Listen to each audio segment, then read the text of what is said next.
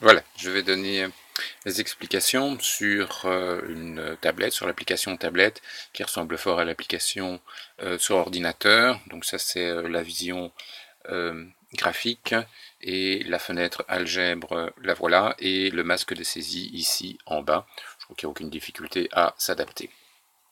Alors ce que nous avons vu jusqu'à présent, c'est que la pente de la tangente à une courbe, qui peut être compliquée, peut être approchée par la pente de la séquente, qui elle est facile à calculer, entre guillemets, facile à calculer, puisque c'est la pente d'une droite et qu'on connaît la pente d'une droite. Il suffit, entre guillemets, de passer à la limite de la séquente vers la tangente pour connaître la pente d'une tangente en un point quelconque.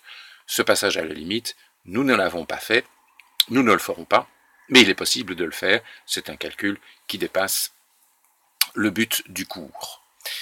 Alors ce qu'on va voir maintenant, c'est prendre conscience que la pente est bien une fonction à son tour. C'est une fonction que l'on va déterminer. On va déterminer ces pentes dans un premier temps uniquement pour des fonctions qui sont des trinômes du second degré. Voilà par exemple un trinôme du second degré. F de x égale x carré moins 2x moins 1, trinôme 3, il y a bien trois termes, un terme avec des carrés, un terme avec des x, dont le coefficient dont le facteur est moins 2, et un terme sans x qui est moins 1. Et vous savez depuis la troisième que l'allure générale c'est soit un u inversé. Ici le u est dans le bon sens parce que le coefficient devant x carré est positif. Alors, comme d'habitude, on va s'intéresser à un point sous la courbe. Voilà le point A. On va afficher l'abscisse et l'ordonnée. À la tangente au point A et en particulier à la pente au point A.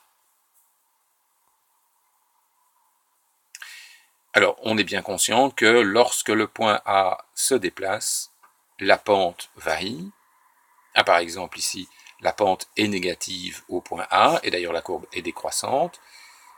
Et puis de ce côté-ci, la pente est positive, d'ailleurs la courbe est croissante. À retenir, quand on a une pente positive, la courbe est croissante, et quand on a une pente négative, la courbe est décroissante. Et là où la pente s'annule, c'est précisément là où on a un minimum ou un maximum. Mais ce qui nous intéresse, c'est la variation de la pente. Donc là, positive, puis là, elle devient négative. Comment varie cette pente? Alors pour voir comment varie cette pente, on va faire un graphique de la variation de la pente. Il faut donc représenter la pente. Et pour représenter la pente, on va construire un point P, le point P. Le voilà. Le point P qui a donc même abscisse que le point A. Le point P est bien à la verticale du point A. Le point P et le point A ont même abscisse, moins 0,57, moins 0,57. Mais l'ordonnée du point P sera la pente, 3,15 pour la pente, moins 3,15 pour la pente et 3,15 pour le point P. Vérifions ça. Lorsque le point A se déplace, le point P prend l'ordonnée du point P prend différentes valeurs qui sont chaque fois la valeur de la pente. On peut donc enlever la pente et se concentrer sur la trajectoire du point P. Donc la trajectoire du point P, c'est la variation de la pente. Et qu'est-ce qu'on observe? C'est que le point P a l'air de se déplacer sur une droite. On peut montrer que on peut calculer la pente en un point quelconque. Cette pente en un point quelconque s'appelle la dérivée de f. On peut demander au logiciel de la calculer en tapant dérivée. Et le logiciel donne la courbe décrivant la variation de la pente. Vérifions ça expérimentalement. Donc, lorsqu'on déplace le point A, on voit bien que le point P décrit une droite qui est la variation de la pente à la courbe. Et ce qui est important de retenir, c'est que lorsqu'on a affaire à un trinôme de second degré, la pente est toujours une droite. Et d'ailleurs, lorsque la pente ici est positive, la droite est dans le point P décrit la droite, et le point P a une ordonnée positive, et puis hop, ici il a une ordonnée négative.